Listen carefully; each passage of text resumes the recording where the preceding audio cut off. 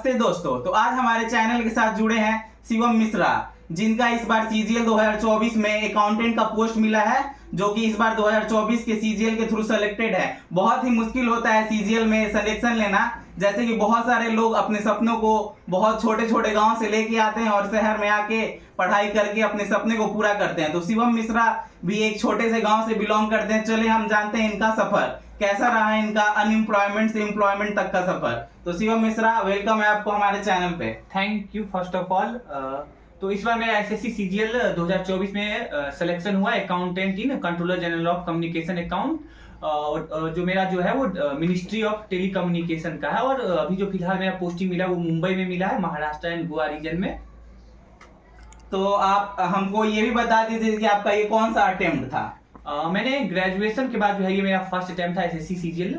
मैंने पहली बार प्री भी निकाल लिया और इस बार मेरा मेंस भी दोनों ही साथ में निकल गया।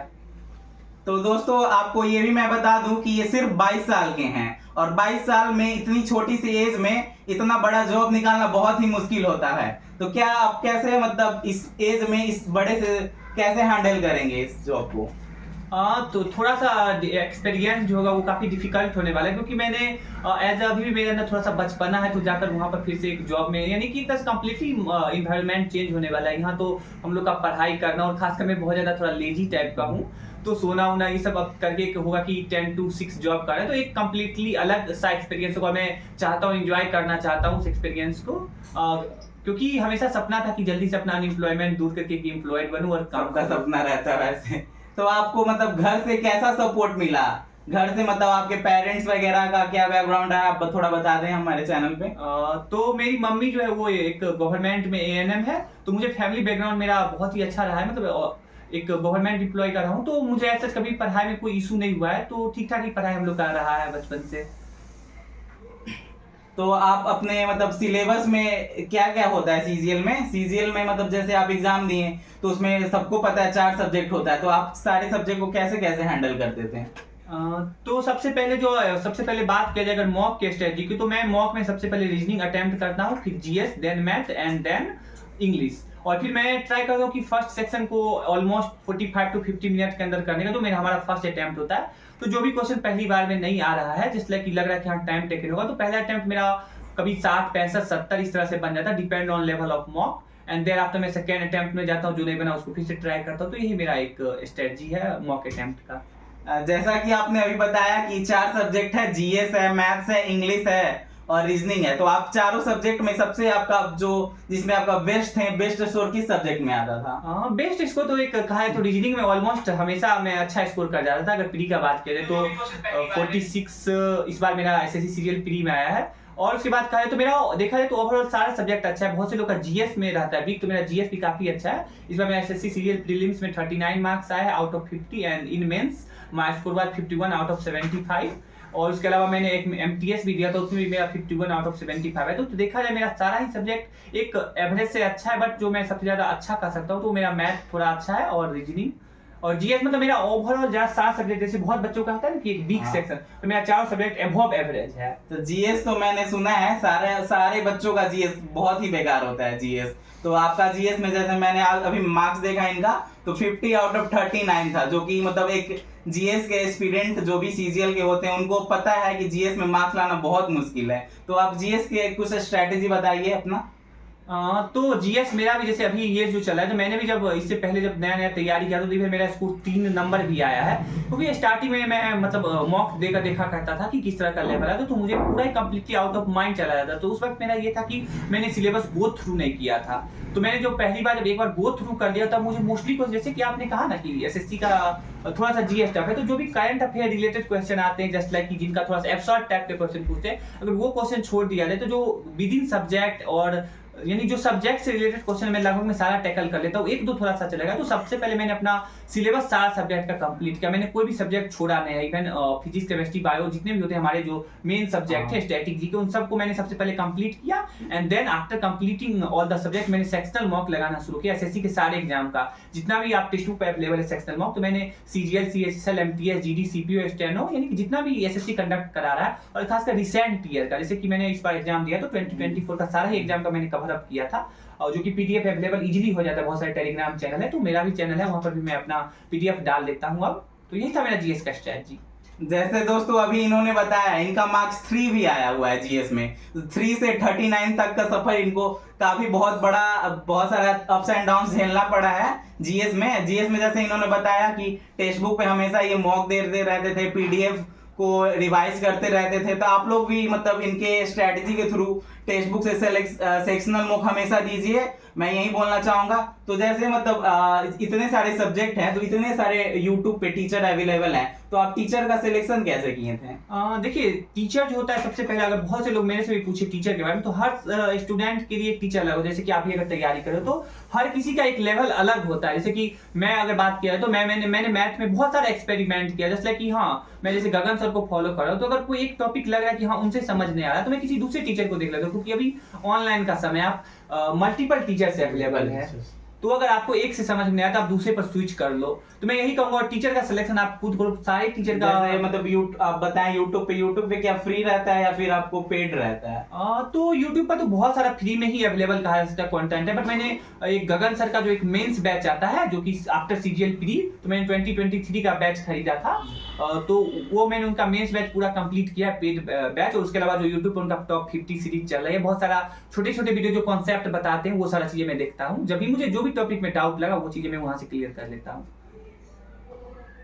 तो दोस्तों जैसा कि दोस्तों मतलब हम लोग जानते हैं कि एसएससी सीजीएल में इंग्लिश बहुत ही बड़ा इंपॉर्टेंट रोल प्ले करता है। तो इंग्लिश का जैसे मेंस में एग्जाम होता है 135 मार्क्स का, तो ये जैसे इनका रिजल्ट मैंने देखा, तो ये अपना मार्क्स 131 इनका आया हुआ है। तो इंग्लिश में 135 आउट ऑफ 131 लाना बहुत ही मुश्किल है। तो आपका इंग्लिश का स्ट्रैटेजी क्या रहता था? तो देखो, इंग्लिश जैसे कि मैंने जीएस में बताया, तो इंग्लिश में भी मेरा सेम ही हाल है। मैंने प्रीलिम्स के समय भी मैंने थोड़ा इंग्लिश पर, मैं बहुत ही मतलब एक था कि मुझे इंग्लिश पढ़ने में मन नहीं लगता था एट द स्टार्ट, तो मेरा इंग्लिश में प्री में 29 ही मार्क्स आया था, तो मैंने वहां से 131 किया। तो उसके बाद मैंने ये अपना जितना भी कमी था, जैसे कि मैं वोकैबुलरी बार बार मिस करके चला जाता था, तो मैंने जितना भी 2024 का एग्जाम हुआ, क्योंकि इंग्लिश जैसा कि आपने कहा, तो हमेशा जो होता है ना, जो हमारा अभी एक करंट पैटर्न चल रहा है, जैसे कि अभी मान लो कि 2025 का एग्जाम होने वाला है, तो अभी सीजीएल आने वाला है, तो इस साल जैसे अभी जीडी हो चुका ऑलरेडी, तो जितना भी रिसेंट एग्जाम था, तो मैंने 2024 का सारा ही एग्जाम कवर कर लिया। और एग्जाम में जितना भी वोकैबुलरी था या फिर जो भी टॉपिक्स था, ये एरर डिटेक्शन, सारा का सारा वही कॉन्सेप्ट आ गया। तो वही मैंने क्या था कि जो रिसेंट का ईयर है उस पर फोकस किया, और वोकैब जो है मैंने खास कर रिपीटेड वर्ड जो ब्लैक बुक में है, और रिसेंट जो ईयर होते हैं जैसे 2024, 2023, इन सारे एग्जाम का कवर अप करके गया था। तो इंग्लिश ऑलमोस्ट पीवाईक्यू बेस्ड ही आया था इस बार एग्जाम में, और हमेशा पूछता भी है वोकैब, तो खासकर जैसे आपने भी अगर एक्सपीरियंस किया हो, तो हमेशा रिपीटेड वर्ड ही आते हैं, नॉट एक दो क्वेश्चन होगा जो आपको थोड़ा सा टफ लगेगा, बट जैसा कि मैं भी एक ऐसी एस्पिरेंट हूँ, तो मुझे भी बहुत दिक्कत होते हैं वोकैब याद करने में। तो आप मतलब एक वोकैब, जैसे हमारे बहुत सारे दोस्त हैं, उनको वोकैब याद करने में काफी प्रॉब्लम होता है, तो आप वोकैब को कैसे मतलब मेमोराइज करके रखते हैं हमेशा? तो फर्स्ट ऑफ ऑल है कि मल्टीपल रिवीजन, जैसे कि मैं भी बहुत सारा वर्ड, जैसे कि कोरोबोरेट, मतलब काफी सारे जो सेम टाइप के टोन होता है, तो वो वर्ड में मैं भी काफी कंफ्यूज है, तो मैं उसको एक अलग से कॉपी पर लिख लिया, कुछ ट्रिक बना लिया, जैसे लाइक कि कोई वर्ड है उसका कुछ अपने हिसाब से ट्रिक बना लिया, फिर किसी टीचर का देख लिया। जैसे मान कर चलो मैं एक वर्ड बता रहा हूँ, जैसे लाइक कि एडमोनिश हो गया, तो इसको मैंने ये कर लिया कि एडी ने मनीष को डांटा, इसका मतलब था डांटना, ट्रिक बना के मतलब हम लोग को याद करना है। हाँ, और तो कुछ वर्ड होंगे जो बार बार अगर पढ़ोगे तो आसानी से वो चीजें दिमाग में बैठ जाता है। Multiple revision is the key for vocab.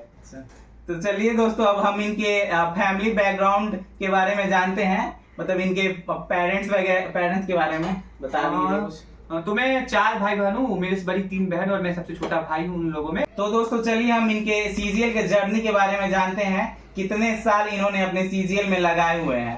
तो आप शिवम, आप अपना जर्नी के बारे में कुछ बताइए। तो मैंने एसएससी का जो सबसे पहला एग्जाम दिया था, एसएससी जीडी का दिया था 2021 में, जब मेरा 18 साल पूरा था। तो उस समय मैंने बस ये जानने के लिए दिया कि कोई भी एस्पिरेंट अगर तैयारी करे, मैं उनको सजेशन दूंगा कि अगर आप तैयारी करना, जो भी एग्जाम का तैयारी कर रहे हो, तो पहले उसका एक एग्जाम देकर देखो, ताकि उसे पता चले कि किस तरह का लेवल है, आप वो कर पाओगे या नहीं। होता है ना कि हम मतलब वैसा फील्ड में चले गए जो मेरे से नहीं पाया, तो मैंने वो देखा, तो मुझे लगा कि हाँ मेरे से हो जाएगा।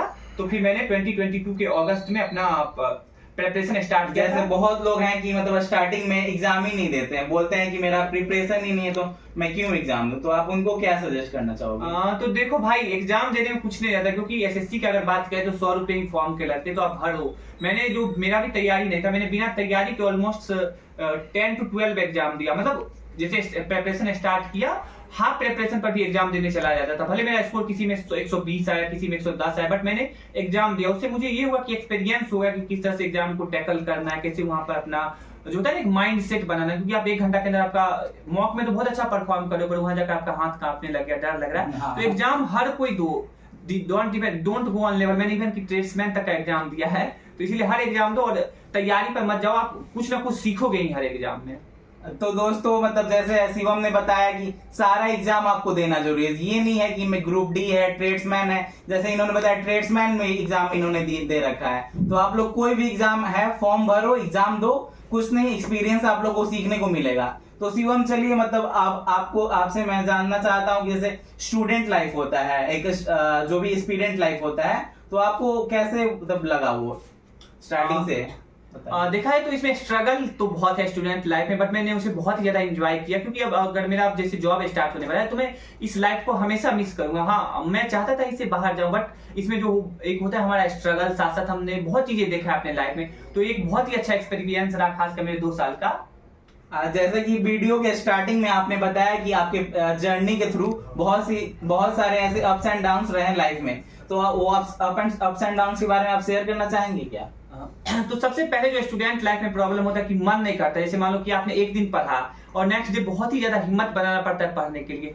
मेरा जो था ये हो रहा था कि सामने बुक रखा है कि मुझे पढ़ना है, बट मैं काफी दिन ऐसा होता है जब लाइफ में कि यार मतलब फोन चलाने में व्यस्त हो कि नहीं मुझे पढ़ना है, मन कर रहा है कि मुझे पढ़ना है, बट नहीं पढ़ पाता था। बट मैंने फिर एक डिसाइड किया कि नहीं, मुझे 1 साल बस मेहनत करना। अगर मैं 1 साल मेहनत कर लूंगा अच्छे से, तो नेक्स्ट ईयर मैं चाहूंगा जितना मैं मस्ती कर सकता हूँ। तो मुझे बस 1 ईयर मैंने सीरियस किया। अगर आप 1 ईयर अच्छे से सीरियस होकर पढ़ लोगे तो ऐसा कोई चीजें टफ नहीं होती। तो मैंने 1 ईयर थोड़ा सीरियस होकर पढ़ा तो एग्जाम क्लियर हो गया।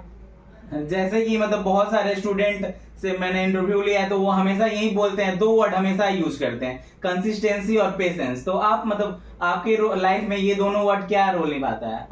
पेशेंस तो बहुत ज्यादा जरूरी है, क्योंकि अगर आप इस एग्जाम का अगर कंपटीशन का तैयारी करो तो बहुत ही, जैसे देखो इस बार अगर कंपेयर किया जाए सीजीएल का तो 24 लाख बच्चों ने एग्जाम दिया, इसमें सिलेक्शन 18,000 का, यानी लेस देन 1%। तो समझ रहे हो यहाँ पेशेंस का कंपटीशन तो बहुत मतलब टफ हो गया। मतलब 100 में समझ लो कि एक बच्चे का सिलेक्शन नहीं हो रहा है, इस तरह से मतलब कहा जा सकता है। तो कंपटीशन में ये तो है, बट अगर एक लेवल तक ही मतलब आपका कंपटीशन, जैसे कि मान लो आपने अगर पीटी में 160 प्लस स्कोर कर दिया तो बहुत ही कम बच्चे होंगे जो आपसे ऊपर जाएंगे। वही अगर मेंस का बात किया जाए तो इस बार भले थोड़ी से अनप्रिडिक्टेड गई है कट ऑफ, क्योंकि बहुत हाई है बोनस मार्क्स, बट अगर देखा है तो अगर 330 प्लस कर लोगे तो बहुत ही कम भी रहेगा। तो आप थोड़ा सा अपने को एवरेज से अच्छा कर लोगे तो कोई खास कंपटीशन टफ नहीं। में जो कंपटीशन है 140-150 मार्क्स तक है, बट आपने एक बार अगर 150 का आंकड़ा टच करना शुरू कर दिया कंटिन्यू मॉक में तो आप आसानी से कर लोगे।